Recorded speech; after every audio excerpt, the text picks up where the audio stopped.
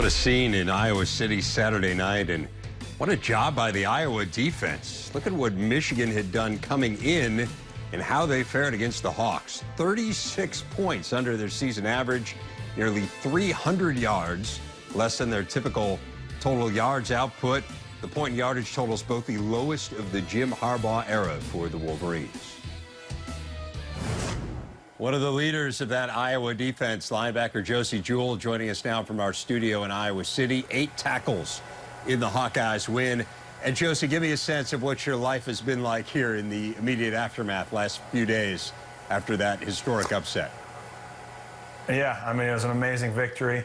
I mean, it was a team win, so that's one of the best things that came out of it. You know, everybody individually put in the work over the week, whether it be a physical or whether it be a mental. And it's just an awesome win that we had. But now, you know, we got to move on to Illinois, and, you know, try to stay level-headed. How difficult is that? I mean, again, what's kind of the mood been on campus? What have people been saying to you as you've walked around the last few days? Yeah, I mean, the mood after that, it's a little different. Around campus, people are all, you know, hooray and stuff like that, which is totally fine. I mean, it was an awesome win. But, you know, us being the football players, we need to stay focused, you know, and be able to understand that, you know, we need to come out and play every week. C.J. Beathard revealed after the game that you had said to him during the course of the week, hey, just get us 14 points and we'll be able to win this game. We'll be able to hold their offense down.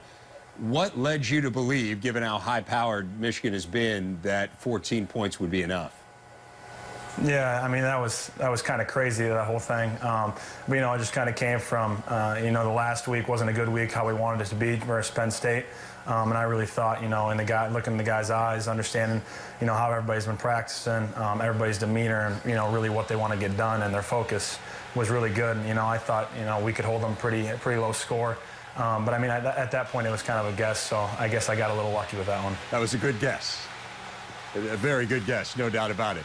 What about the injuries that you guys overcame, and particularly Greg Maben is the one that really stands out to me. I mean, Manny Rugamba comes in against a really good offense.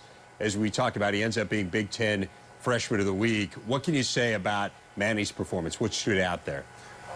Yeah, I mean, there was quite a bit of guys that stepped in. I mean, there was also Anthony Gare. But, yeah, I mean, it's the next man in mentality that Coach Ferentz always talks about.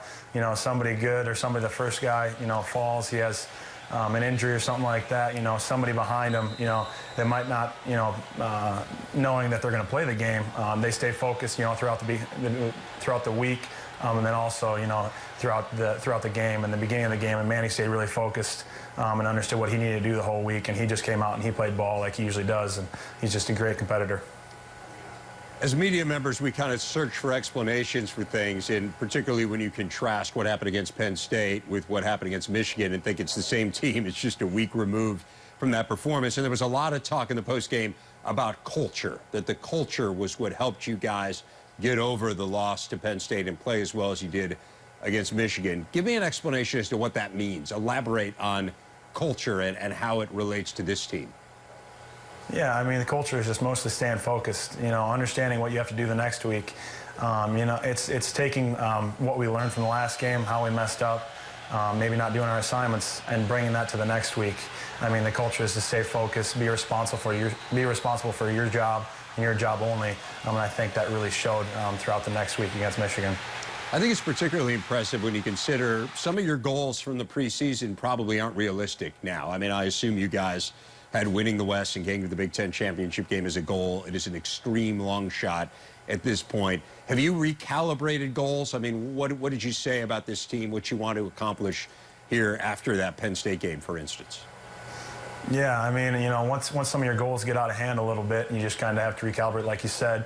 And, you know, our new goal is just to focus on every week and, you know, do the best we possibly can. So, I mean, the next goal after that is, you know, win out and win the rest of the games on the schedule. But in doing that, we're going to have to stay focused and understand, you know, any win in the Big Ten comes hard, and we're going to have to really play for them all. Let's talk about the next one you're going after here against the Fighting Illini this week. And Coach Ferentz was talking yesterday in his news conference about this being a big recruiting game, that it's a border battle, that a lot of the undergrads at Iowa come from the state of Illinois.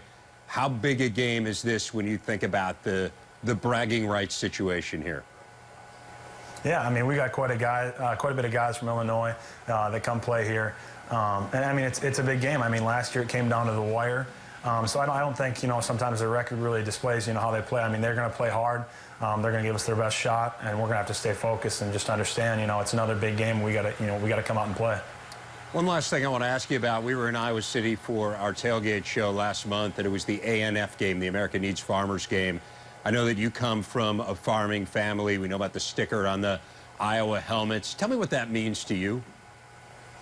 Yeah, I mean, it's just a great respect for those farmers in the nation. Anywhere you are, those farmers, they give us what we need, I think, and that's just an amazing representation of what we need to show them. We need to show them, respect for what they've done. I mean, it's not too easy to probably run a farm, and I mean, I bet there's farmers that have it harder than I had it or my dad has it right now. And I mean, it's an amazing respect that you probably should give to them with all the hard work they do without getting a lot of the big hooray kind of stuff around them. How do you think growing up on a farm has contributed to who you are? Yeah, I mean, it's shown me great responsibility, hard work. So those are the two main things that really, helped me out through this. Responsibility, during football, you're going to have to be able to stay responsible what you need to do. You need to be responsible for your job on and off the field, finishing schoolwork or finishing, the football work stuff. So I think a lot of it goes into that, and I think, it just kind of matures you a little sooner than maybe some other guys. Hawkeyes linebacker Josey Jewell. Josey, thanks for your time as always, and good luck this week. Awesome, thank you.